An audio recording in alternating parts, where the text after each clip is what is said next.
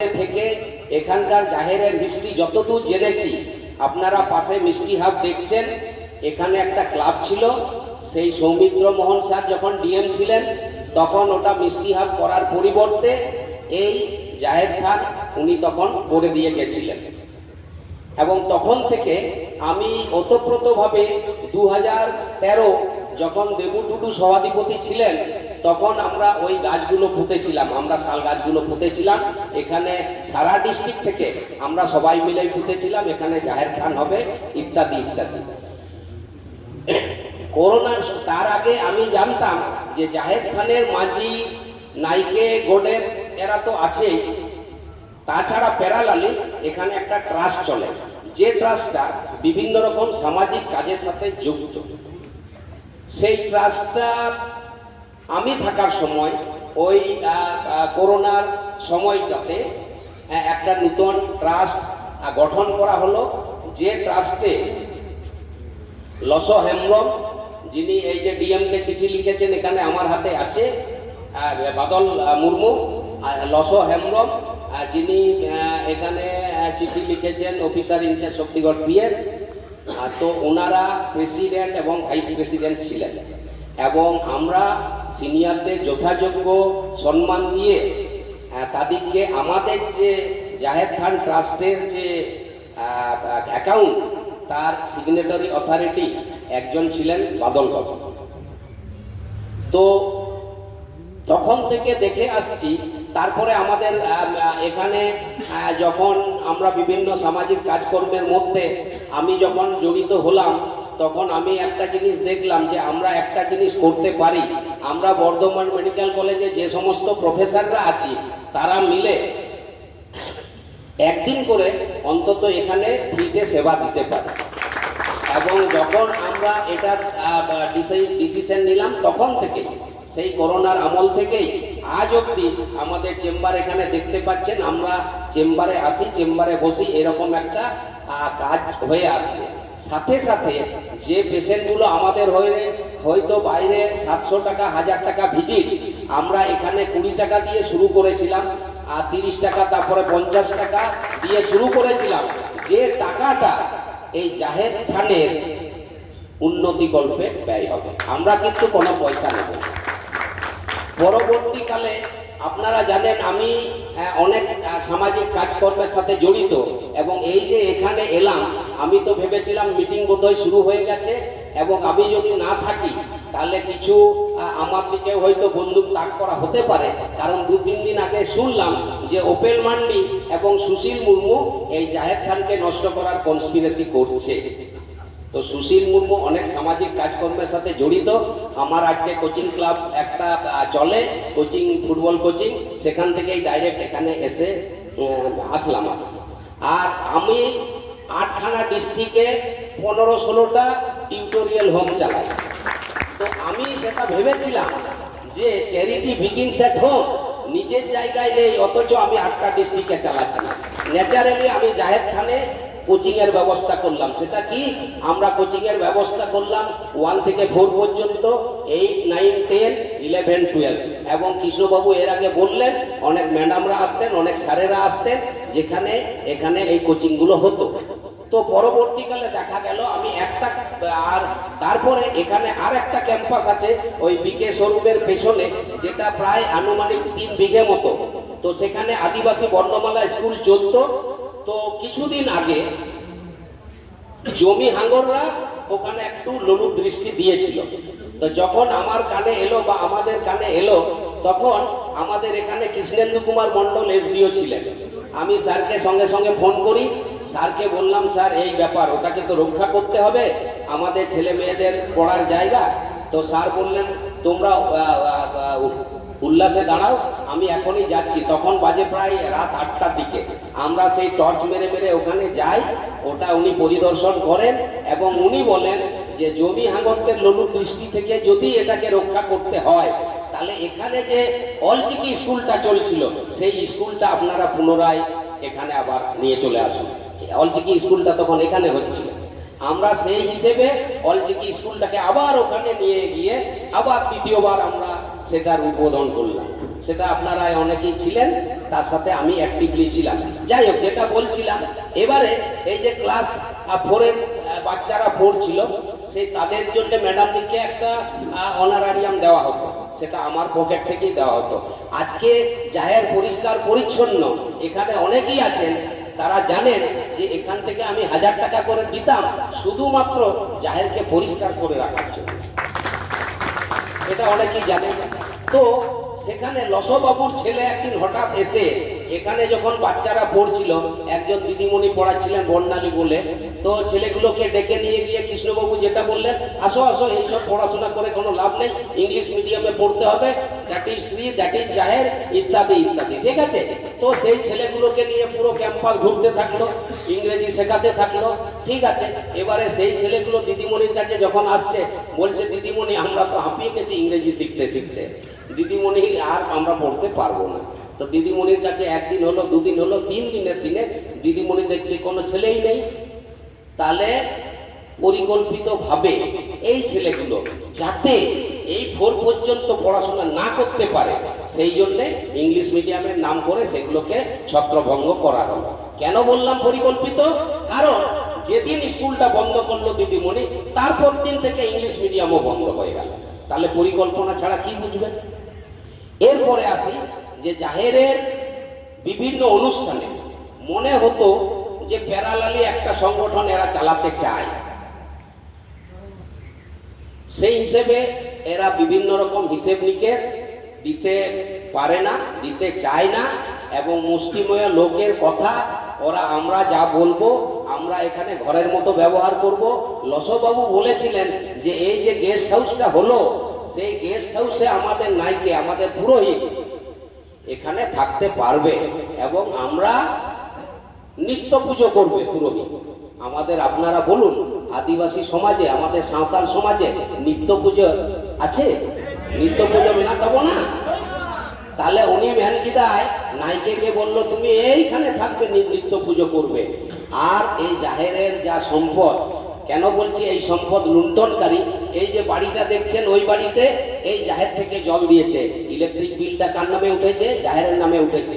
এই যে আমি, আমার সামনে যদি একটা মেহগনি দেখেন, তাহলে এটা আমার হাতে পোতা, এবং আমি এরকম 15টিখানা মেহগনি পুঁতেছি এখানে, এই যে সামনে দেখতে পাচ্ছেন। আমার ডান দিকে যেটা বকুল দেখছেন, এটা আমার হাতে লাগানো আশু বেসরা, প্রয়াত আশু বেসরার বাড়ি থেকে আনা চারা, এটা আমার হাতে লাগানো। আর আজকে বাইরে যে সৌন্দর্যায়নের জন্য দেখছেন গাছগুলো, সেগুলো আমার হাতে লাগা, আমি ব্যক্তিগত পয়সায় কিনে এনেছি, আমি সবকিছু করেছি। আমার বলার উদ্দেশ্যটা এটা যে জাহেরকে যে এত দেয়, সে জাহের থেকে নিতে আসে না। আর আমরা আজকের দিনে যে চেম্বারগুলো চালাই, সেটা কিন্তু পুরোপুরি আমার ব্যক্তিগতভাবে আমি সব ডাক্তারবাবুদের রিকোয়েস্ট করে, এখানে ডাক্তার টুডু আছেন, হ্যাঁ সাইকিয়াট্রিস্ট, এখানে ডাক্তার বিদ্যাপতি বাস্কে আছেন, সবাইকে আমি রিকোয়েস্ট করেছি যে আমাদের এই জাহেরটাতে আমাদের একটা অবদান অন্তত থাকুক, এবং সেই হিসেবে তারা মেনেছেন এবং সেই হিসেবে সেগুলো চলছে। পরবর্তীকালের কথা বলি, এটা জাস্ট 2-4 দিন আগের ঘটনা। আমি আমাদের একটা জাহের খান ট্রাস্ট ছিল, আগেই বললাম।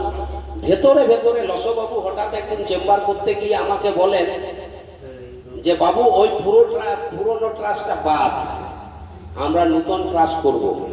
আমি বললাম নতুন ট্রাস্ট যে করবেন তাহলে তো রেজুলিউশন পাস করতে হবে, সবাইকে ডাকতে হবে। না না না না না না, গোপনে হবে, গোপনে, আমরা নিজেরাই করব।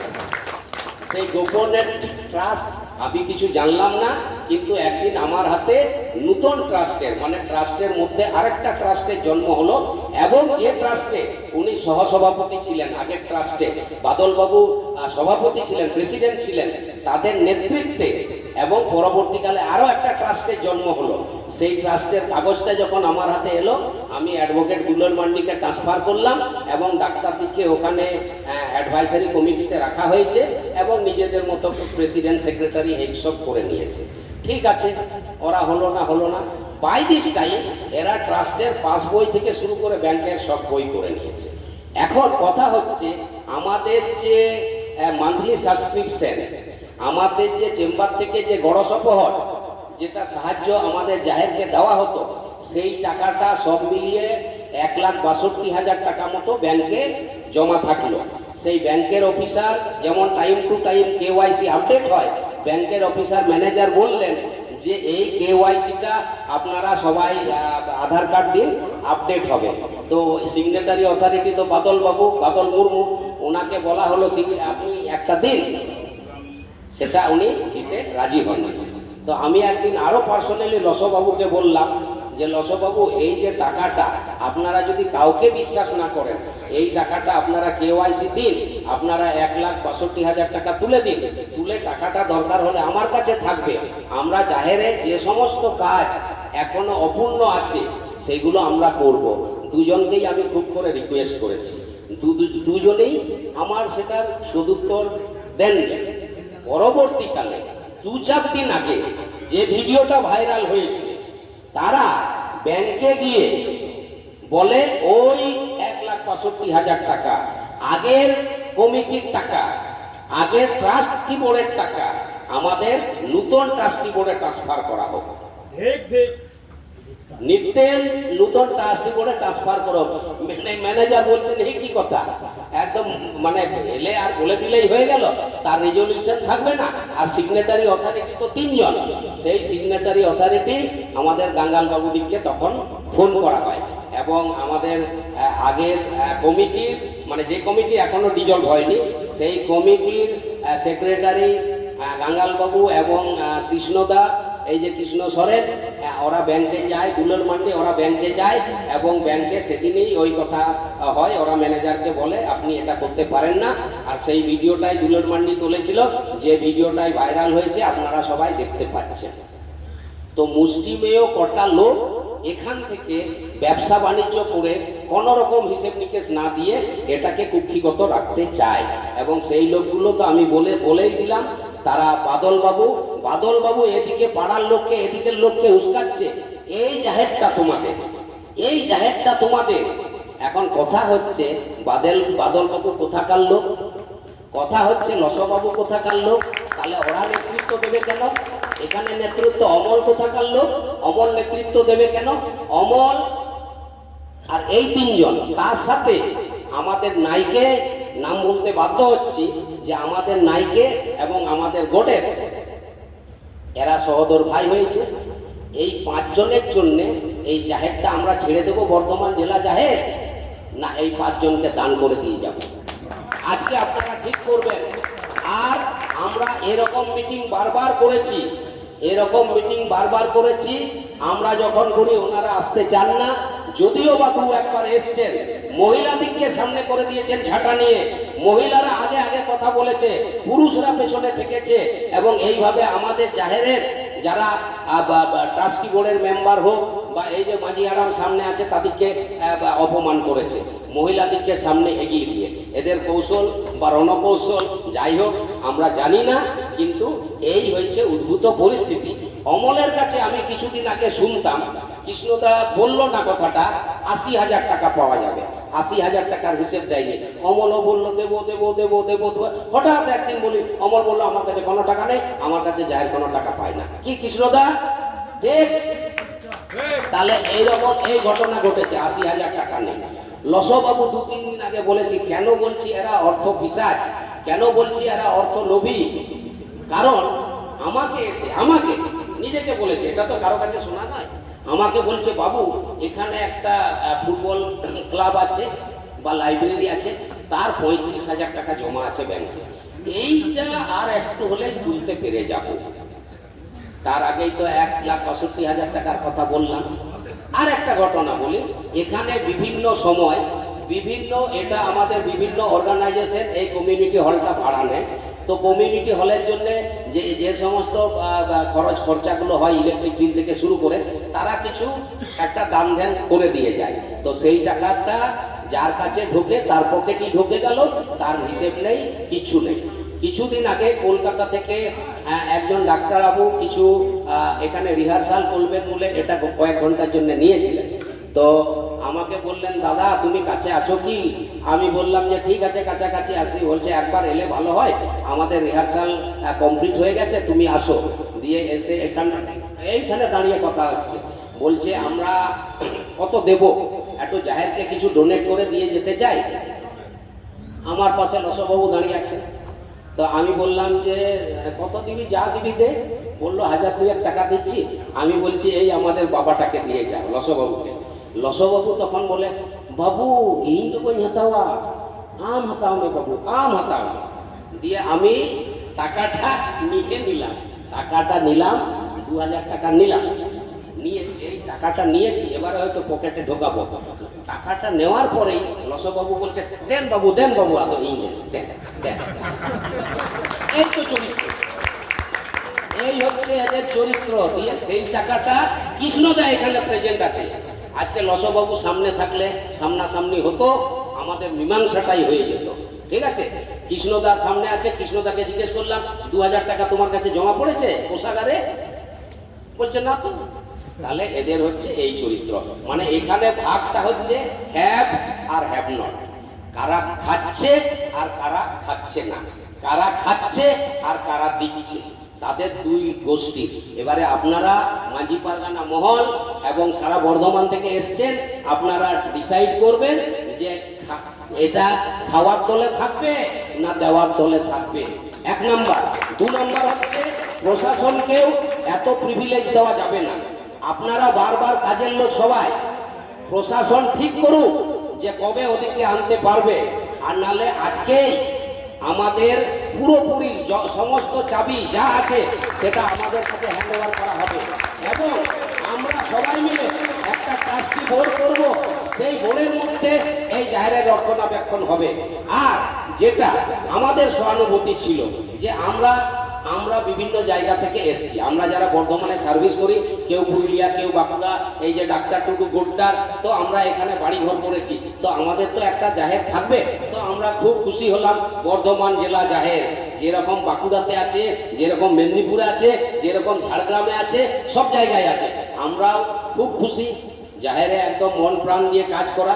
আর একটা কাজ আমি ভুলে গেছি, যে যখন জাহের এই যে বলছে পরিষ্কার পরিচ্ছন্ন করছি, এই করছি, পরিষ্কার মানে গাছ কেটে পরিষ্কার করছে। ওই যে গাছটা কেটেছে, গাছগুলো কেটে বিক্রি করে দিচ্ছে। আমি যখন পরিষ্কার করতাম, এখানে মহন্ত আছে, এখানে অনন্ত আছে, আমি যখন পরিষ্কার করতাম, দুলোর মান্ডি আছে, আমি সবাইকে বলে দিতাম এই আজকে জাহের পরিষ্কার হবে আর মুড়ি আর ছোলা খাওয়া হবে। 1 বস্তা মুড়ি আসতো, ছোলা আসতো, আমরা সবাই মিলে এই জাহের খানকে পরিষ্কার করেছি। এখানে এসছি, আবো কুটিকে কেউ আতে হে এখানে আছো তো নডে পরিষ্কার কাদা, এই হচ্ছে আমাদের দান। তাহলে আজকে এই রকম একটা জিনিস দিনের পর দিন আমরা চলে যাব, এদিক থেকে ঢুকে যাচ্ছে আমাদের জাহের, আমাদের চাবি, আমাদের ইয়ে ইত্যাদি ইত্যাদি। সুতরাং এটা তো এরকম ভাবে চলতে পারে না। আমাদের সবাইকার কন্ট্রিবিউশন আছে। আমরা টাউনের লোক, ওরা বলেছিল যে এই জাহেরটা প্রত্যেক গ্রামে যেমন থাকে আমাদেরও থাকবে। আমি বললাম বাবা এই যে কৃষ্ণদা বলল, তাহলে বর্ধমান জেলা জাহের, এই জেলা জাহেরটাকে তো মুছে দিতে হতো। বাম 70 মাইল জাহের নাম্বার 1। নাম্বার 2, যখন বর্ধমান জেলা জাহের তৈরি হয়, তাহলে সেখানে তখন তার আগে কি তোমাদের ছিলে না তোমরা? তখন জাহের কোথায় ছিল? তখন জাহের কোথায় ছিল? এই জেলা জাহেরটা হওয়ার পরে এখন মনে হচ্ছে আমাদেরও গ্রামের জাহের। এখন সব কিছু হয়ে গেছে, তো আমাদের বলতে বলতে আর কষ্ট লাগছে না। সবকিছু আন্দোলনে, বাইরের লোক আন্দোলন করলো, সারা জেলার লোক আন্দোলন করলো, এখানে ডিএম এর সাথে মিটিং, রোড ব্লক সব করে এই জাহেরটা আদায় হয়েছে। এটা এখানে ওই 5 জনের জন্য এই জাহেরটা কখনো তৈরি হয়নি। আর সেই 5 জন আজকে নিতে পারবে না। আজকে আমাদের যারা এসছেন পারগানা বাবারা, এদের বিরুদ্ধে কি নেওয়া হবে অ্যাকশন, ঠিক আছে? এদের বিরুদ্ধে প্রশাসনকে আমরা বলবো আপনারা ওই লোকগুলোকে আনুন, ওদের কত টাকা খাওয়ার ইচ্ছে হয়েছে বলুন, কি কি পোস্টে থাকতে চাই বলুন, আমাদের সামনে এসে বলুন, আপনাদের সামনে এসে বলুন, আমাদের সবাইকে সামনে এসে বলুন যে আমাদের এই টাকা খেতে ইচ্ছে করেছে। পরন্তু এই এলাকায় যারা বিধবা মহিলা, যারা একটু আনপড়, জানে না, তাদের বিচার এই জাহেরের, আমরা জাহের থেকে এসছি, তোমাদের বিচার আমরা করে দেব, করে এদিকে তোলাবাজি করেছে। একটা তোলাবাজির কথা শুনলেন। দ্বিতীয় তোলাবাজিটা হচ্ছে, একজনের বাড়ি ছিল, সে 3 পুরুষ ধরে বাস করে, সেই বাড়িতে এরা গিয়ে এই 5-6 জন গিয়ে, এবং জাহের থেকে আসছি মানে বিরাট ক্ষমতাবান। আর আমাদের জাহেরের ইমেজ এমনই করা হয়ে আছে যে জাহের গেলে সেখানে একটু ইম্পর্টেন্স দেওয়া হয়, সেটা সবাই জানে। তো ওরা ওখানে গিয়ে বলছে, দেখো তুমি 3 পুরুষ বাস করো আর 4 পুরুষ বাস করো, তুমি কিন্তু কোনো কিছু পাবে না। তুমি বরং একটা কাজ করো, এই হাফ কাঠার মধ্যে ছোট্ট মতো কুড়ে ঘর করে থাকো। ওর যা গোয়াল ঘর ছিল, ওর যা বাড়ি ছিল, ওরা যে 2-3 ভাই ছিল, সব কটাকে ভেঙে চুরে কাউকে বলো বাইরে বাড়ি করে দিচ্ছি, বাইরে এখান থেকে চলে যা, বাইরে বাড়ি করে দিচ্ছি। তারপরে ওকে কি করা হলো, ওকে বলা হলো, এই তাহলে তোকে এইটা তুই বাইরে সরে যাওয়ার জন্য 5 লাখ টাকা নে। 5 লাখ টাকা নিয়ে এলো। তারপরে তাদের মধ্যেই আবার কেউ বলেছে, এই আমার জায়গাটা 4.5 লাখ টাকা, যেগুলো 1.5 লাখ টাকা কাটা, বলছে 4.5 লাখ টাকা এইটা নিয়ে নে, 1.5 টাকা আমাকে। এই হয়েছে। তারা নিজেরাই আবার ইয়ে করেছে, ওখান থেকে উৎখাত করেছে, আবার নিজেদের জমি বিক্রি করেছে বেশি দামে ওদিকে। আর কি করেছে, ওদিকে বলল যে এইটুকু টাকা ছাড়া আর পাবে না, তোমরা এই কুড়ে ঘরের মতো করেই থাকো, আর তোমাদেরকে এইটার দলিল দিয়ে দেবো। অদ্ভুত সেই দলিলটা হচ্ছে সাইবার ক্যাফে থেকে জেরক্স করা, ইয়ের মধ্যে ওই কোর্ট পেপারের মধ্যে লেখা, আর এরা বলে দিয়েছে হাই তাপে দলিল দিয়ে। সেই দলিলটা যখন আমাদেরকে দেখাচ্ছে, আমরা চাটা খেতে যাই, এই বাবু দেখো তো আমাদের দলিল আকারে না, দলিলটা না দিয়ে ওদিকে ফুল লাগাচ্ছে। ওরা তো নিয়ে বলে,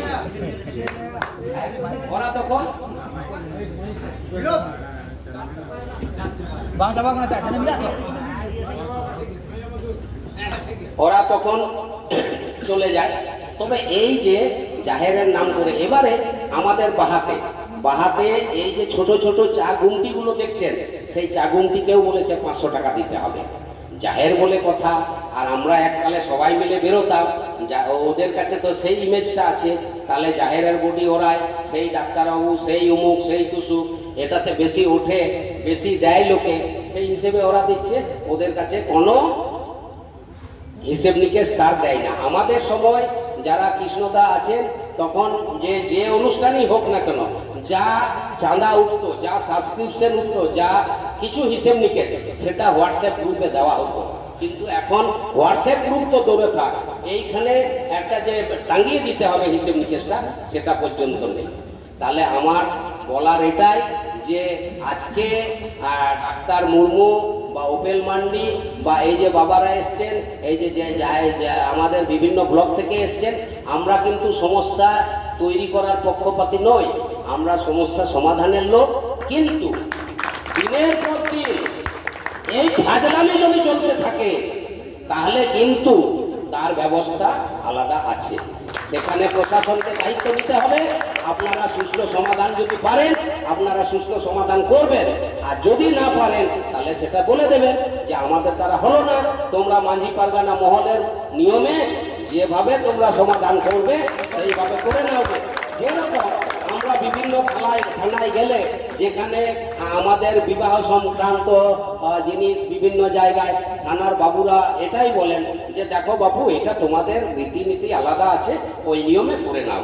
তো এটাও যদি সেই নিয়মে করতে বলেন আমরা করব, আর যদি আপনারা দায়িত্ব নিয়ে করেন তাহলে করবেন। পরিস্থিতিটা মোটের উপর আমি বোঝাতে পেরেছি।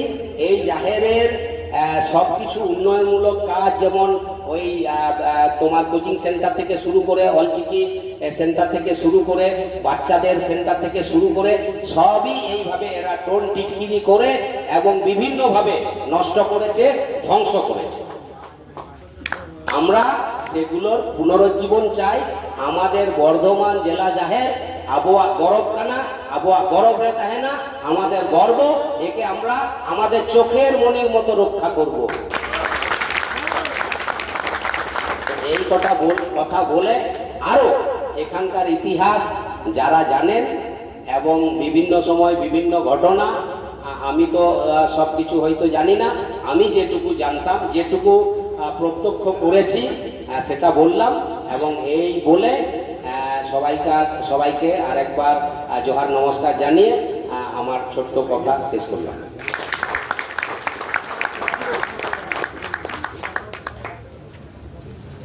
ডক্টর সুশীল মুর্মু জিন্দাবাদ, ডক্টর সুশীল মুর্মু জিন্দাবাদ, জেলা জাহের জিন্দাবাদ, জেলা জাহের জিন্দাবাদ, মাঝি পারগানা মহল জিন্দাবাদ, মাঝি বাবা জিন্দাবাদ, মাঝি হপন জিন্দাবাদ। জেলা জাহের দো যত হড়া কানা 70 মালি বাইল হড়া